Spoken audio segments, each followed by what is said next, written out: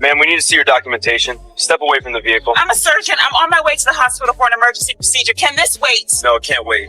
Where were you born? I was born in Philadelphia. I'm running late for surgery. A patient is waiting for me. Doc, just cooperate. We'll make it quick. Dr. Aisha Williams had completed more than 3,000 surgeries during her 15-year career as a cardiothoracic surgeon. Yet nothing in her professional life had prepared her for the kind of terrifying urgency she faced that morning. Being stopped by federal agents while a 12-year-old boy lay on an operating table, waiting for the valve replacement that could keep his heart beating. The February air in Chicago was unforgiving. Although the sun shone brightly, the cold was ruthless.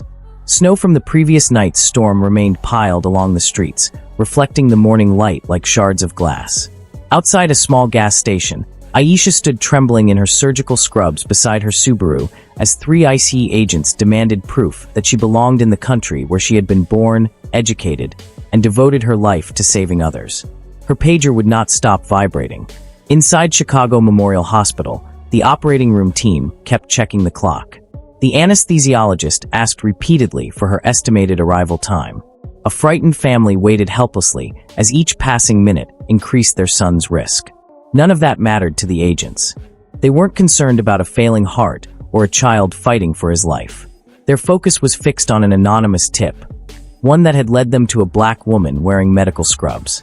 And they were determined to confirm her citizenship, no matter the consequences. Body cameras recorded every moment. The freezing wind, the fear in her voice, the brilliant sunlight bouncing off the snow-covered pavement, and the sheer absurdity of demanding legal papers from a doctor racing to save a child's life. What should have been an ordinary commute to work would soon become the foundation of an $8.8 million federal lawsuit, revealing how easily government authority can be weaponized against citizens whose only mistake was not fitting someone else's idea of what an American looks like. Before we continue, tell us in the comments, where are you watching from? And if this is your first time here, make sure to hit that subscribe button. Stories like this deserve to be heard, and your support helps bring the truth into the light. Dr. Aisha Williams had always moved with purpose. That discipline was forged during her demanding surgical residency at Johns Hopkins, where hesitation could mean the difference between life and death. By the age of 41, she had become one of Chicago Memorial Hospital's most respected cardiothoracic surgeons, known especially for pediatric cases other doctors considered too risky or complex. She performed her first solo open-heart surgery at 32. Her published research helped reshape treatment protocols for congenital heart defects, and she had built a reputation for accepting patients no one else would take. Aisha grew up in Philadelphia, raised by 2 public school teachers who believed education was the gateway to everything. They sacrificed to place her in strong schools, celebrated when she was accepted to Princeton, and wept with pride when she graduated from medical school. Her father passed away during her residency, a loss that stayed with her. Her mother still lived in Philadelphia, keeping a scrapbook filled with newspaper articles, awards, and stories of the lives her daughter had saved. Aisha lived alone in a small condo in Lincoln Park. Her world revolved around the hospital and the relentless demands of surgery. There was little room for anything else. No spouse, no children of her own. She often joked that she had hundreds of children, if you counted her patients. Her life followed a strict routine: early mornings, daily runs when not on call, and a carefully maintained Subaru Outback. She woke at 5 a.m., exercised, showered, and was usually on the road by 6:30 for morning rounds. But February 14, 2024, shattered that routine. At 6:45 a.m., she received an emergency call. 12-year-old Marcus Patterson's congenital heart condition had suddenly worsened. His valve was failing fast. Doctors had stabilized him temporarily, but the surgery could not be delayed. Every hour raised the risk of complete cardiac failure. Aisha cut her morning run short, changed into her scrubs at home to save time, grabbed her badge and keys, and stepped into a Chicago winter morning that felt brutal even by local standards. The temperature sat at 8 degrees Fahrenheit. Wind chill pushed it well below zero. Yet the rising sun made the snow-covered streets shimmer like diamonds. The previous day's storm had dumped nearly 6 inches of snow across the city. Main roads were cleared, but side streets remained slick with hidden ice.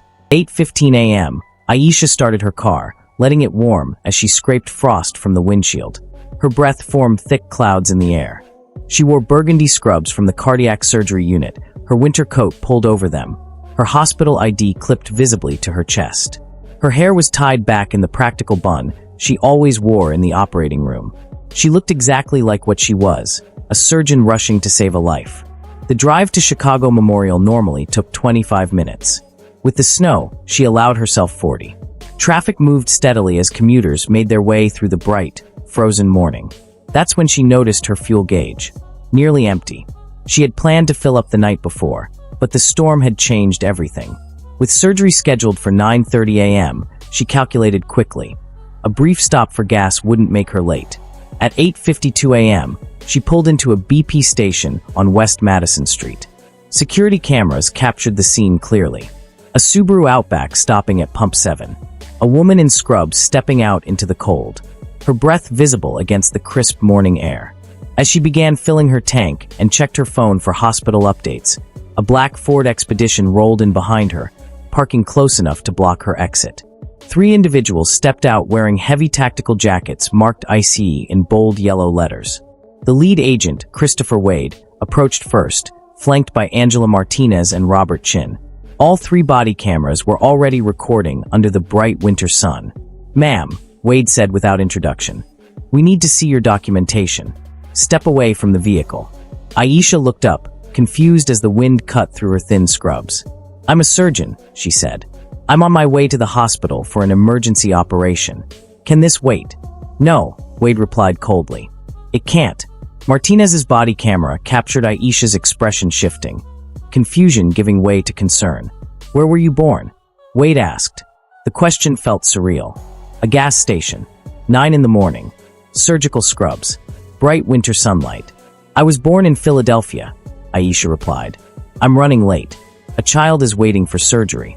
Should federal agents be allowed to detain healthcare workers on their way to emergency procedures? Comment below, because what happened next reveals how enforcement priorities can override both logic and basic humanity. "We'll need proof," Wade said. "Birth certificate, passport, naturalization papers." "They're at home," Aisha answered, her pager buzzing again with urgent messages asking for her ETA. "I'm clearly heading to the hospital. Someone could die if I'm delayed." Chin stepped forward. "We received information that you may not be legally present in the country. We need to verify your status." "What information?" Aisha asked, disbelief rising in her voice. "I've worked at Chicago Memorial for 12 years. Here's my hospital ID." She held out the badge, her photo, her name, her title clearly visible. Wade barely glanced at it. Hospital IDs can be faked. The gas pump clicked off behind her. The tank was full, but her fear was only growing. "My driver's license is in my car. My medical license is registered with Illinois. My board certification is public record. I can give you countless ways to verify who I am, but I need to leave now." Martinez repositioned herself, subtly cutting off Aisha's movement. Aisha recognized it instantly, tactical containment. "If you don't cooperate," Wade said, "you will be detained." "Detained?" Aisha's voice shook. "I have a 12-year-old patient in pre-op. His heart is failing. Every minute increases the chance of death. Do you understand what you're doing?" "We're enforcing federal immigration law," Wade replied flatly. "Turn around. Place your hands on the vehicle." The security cameras captured the moment with brutal clarity. Aisha looked from one agent to the next, realizing they were serious, that they were truly going to detain her despite the scrubs, despite the ID, despite the medical emergency. Her pager buzzed again. Patient's vitals declining. "Where are you?" "Please," she said, her professional composure breaking. "Call the hospital. Ask for Dr. Patterson in cardiac surgery. He'll confirm everything. A child is dying." "Last warning," Wade said. "Hands on the vehicle." Shaking from cold and adrenaline, Aisha complied. The hood of the Subaru was ice cold even through her gloves. Tears formed and began to freeze on her cheeks as the wind cut through her clothing. "I'm a doctor," she pleaded. "I'm trying to save a child's life." But Wade was already placing her in handcuffs. The metal snapped shut behind her back, colder than the air itself. Chin's body camera recorded her pager falling into the snow, the screen still glowing with urgent hospital messages. "You are being detained for verification of immigration status," Wade recited mechanically. "I'm an American citizen. Aisha shouted, her voice echoing across the gas station as commuters turned to stare. I was born in Philadelphia. I went to Princeton. I went to medical school at Penn. I'm a board-certified surgeon, and there's a child on an operating table who needs me. What part of this are you not understanding? Aisha demanded, her voice cracking with disbelief. By now, other customers at the gas station had stopped pumping fuel. Several people pulled out their phones, recording as the bright morning sunlight made every detail painfully clear. A man sitting in a pickup truck shouted, "She said she's a doctor. Let her go." From the next pump, a woman yelled, "This is wrong." The agents did not respond. Ignoring the growing crowd, they escorted Aisha toward their black expedition, placing her in the back seat despite her protests. She was guided in full public view, a surgeon in handcuffs, surrounded by strangers filming what they couldn't believe they were witnessing. Inside the vehicle, separated by a metal barrier, Aisha sat with her hands cuffed behind her back. Her scrubs were damp from melting snow, and her body shook uncontrollably from cold and shock. From the front seat, Martinez's body camera captured Aisha's face through the barrier. Tears streaking down her cheeks, disbelief written across her expression, and overwhelming fear for a patient she could no longer reach. "Please," she whispered again, barely audible over the hum of the heater. "Call the hospital. A child could die because of this. We'll verify everything at the detention center," Wade replied from the driver's seat. The vehicle pulled out into mid-morning traffic. Behind them, Aisha's Subaru remained abandoned at Pump 7, engine still running, gas cap dangling, her medical bag visible through the window in the sharp winter sunlight. The drive to the IC detention facility lasted 45 minutes, slowed by rush-hour congestion and roads still affected by the previous night's snow. Every passing minute weighed heavily on her mind. Each minute meant Marcus Patterson's heart continued to struggle. Each minute increased the risk of irreversible damage. Each minute pushed him closer to disaster. Aisha replayed the surgery plan over and over in her head. The valve measurements, the anatomical complications, the backup strategies. She wondered who the hospital had called to replace her, and whether that surgeon fully understood Marcus's unique condition. When they arrived, she was processed like any other detainee. Fingerprinting, hands that had once repaired tiny hearts now pressed against cold scanners. Photographs, a mugshot of a surgeon still wearing hospital scrubs. Property intake, her phone filled with missed calls from the hospital, her wallet, her ring she normally removed before surgery. "I need to make a phone call," Aisha said firmly once processing ended. "That's my right. I need to call the hospital." "You'll get a call after verification," Wade replied. "After verification?" she asked weakly. "Verification of what?" She spoke slowly, exhausted. "My name is Aisha Williams. I was born in Philadelphia on March 15th, 1982. I'm a physician licensed in Illinois. Everything about me is documented. What exactly are you verifying?" Wade didn't answer. He typed her information into the system. The response returned within minutes. United States citizen by birth. Social Security issued in Pennsylvania. Illinois medical license active and valid. Hospital privileges confirmed at Chicago Memorial. No criminal history. No immigration record because she was a natural-born citizen. Wade stared at the screen. His expression shifted from confidence to discomfort. Chin leaned over his shoulder, read the results, and briefly closed his eyes. They had just detained a cardiac surgeon on her way to emergency surgery, handcuffed her in freezing weather, and delayed her for more than 2.5 hours, based entirely on a false tip. At 11:17 a.m., Aisha was released. Wade returned her belongings with a stiff, hollow apology. "Dr. Williams, there appears to have been a mistake. You're free to go." "A mistake?" Aisha replied quietly, her voice heavier than anger. "I told you who I was. I showed you my ID. I explained the emergency. You chose not to listen. That wasn't a mistake," she continued. "That was a decision." With trembling hands, she picked up her phone and immediately called the hospital. Dr. Patterson answered on the first ring. "Aisha, where are you?" "We had to bring Davidson in to do the valve replacement." "How is Marcus?" she interrupted. There was a pause. "He crashed about 40 minutes ago. We got him back, but barely. It was too close. What happened to you?" "I was detained by IC," she said softly. "At a gas station. They thought I was undocumented." Silence. Then Patterson's voice dropped, tight with anger. "They did what?" "The hospital sent a car to retrieve her."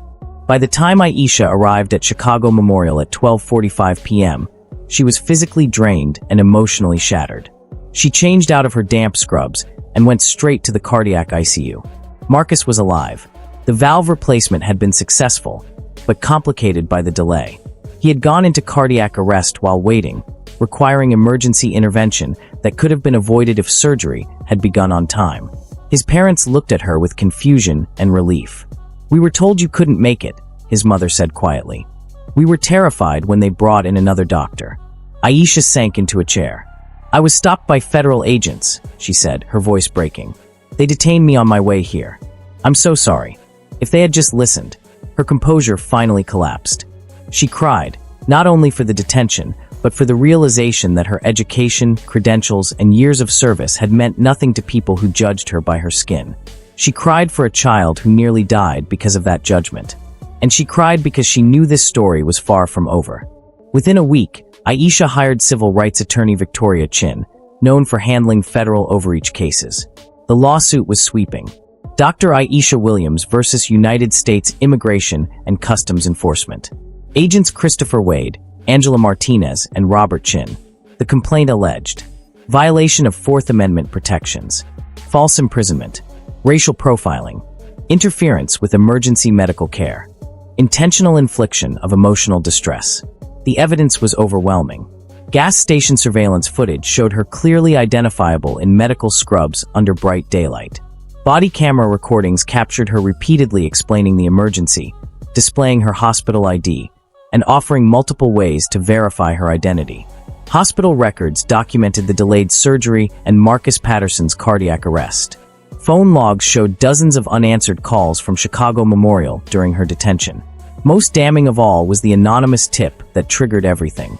During discovery, ICE was forced to release it. The caller had reported seeing a foreign-looking woman in medical scrubs near a hospital and claimed she might be using fake credentials.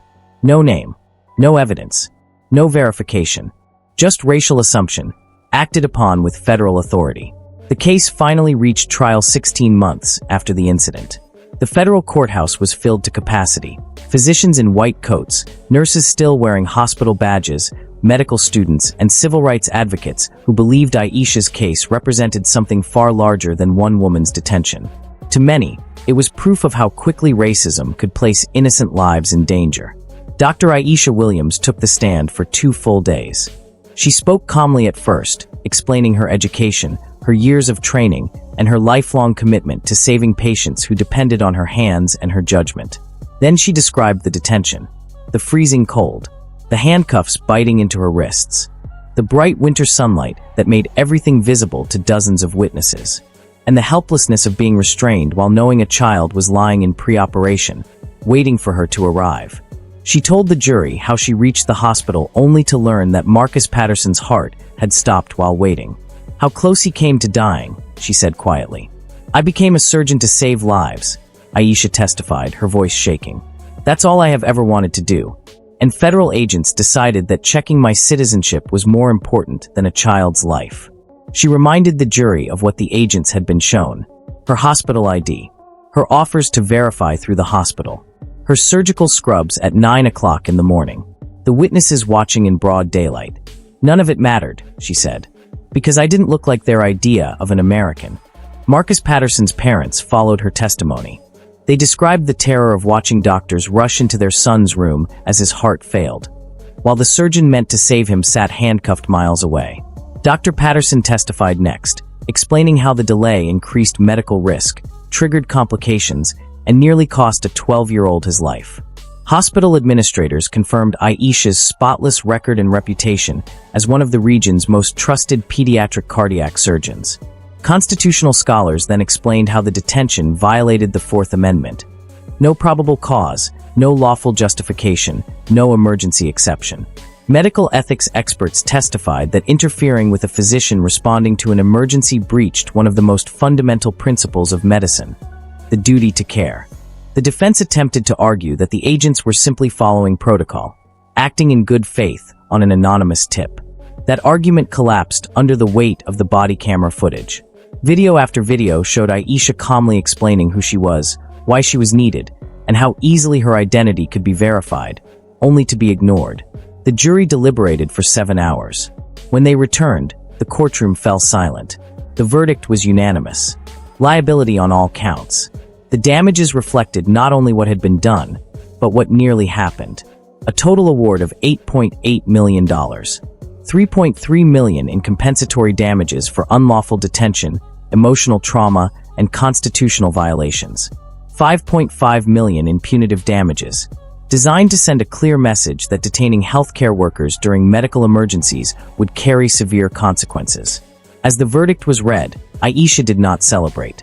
Her mother sat beside her, having flown in from Philadelphia. Behind them, colleagues from Chicago Memorial filled the courtroom benches. But Aisha's thoughts were not on the money. They were on Marcus Patterson, on how close he had come to dying, on how many other patients might face the same danger if profiling continued unchecked. All 3 agents were terminated and later faced federal disciplinary action. ICE announced internal policy changes. Healthcare workers in medical attire could not be detained without supervisory approval. Anonymous tips would require verification before enforcement. Accountability measures would apply when public safety was endangered. Aisha used part of the settlement to create a legal defense fund for healthcare workers facing discrimination and to support medical education programs in underserved communities. She continued working at Chicago Memorial, but she also changed. She now carried multiple forms of identification. She kept the hospital's legal team on speed dial. The body camera footage from her case became required viewing in medical schools and civil rights training programs across the country. A reminder of how assumptions about belonging can override reason and place lives at risk. And in Chicago, Dr. Aisha Williams still performs surgery. She still saves lives. But she never forgets the February morning when her scrubs, her credentials, and her life's work meant nothing. Because federal agents decided her skin color made her suspicious, even in broad daylight with dozens of witnesses watching. If you believe healthcare workers should be protected, that racial profiling puts lives at risk. And that saving a child should matter more than demanding paperwork. Then subscribe. Because Aisha's story proves that the true cost of bias is not measured only in dollars. Sometimes, it's measured in the heartbeats of children waiting for surgeons who never arrive.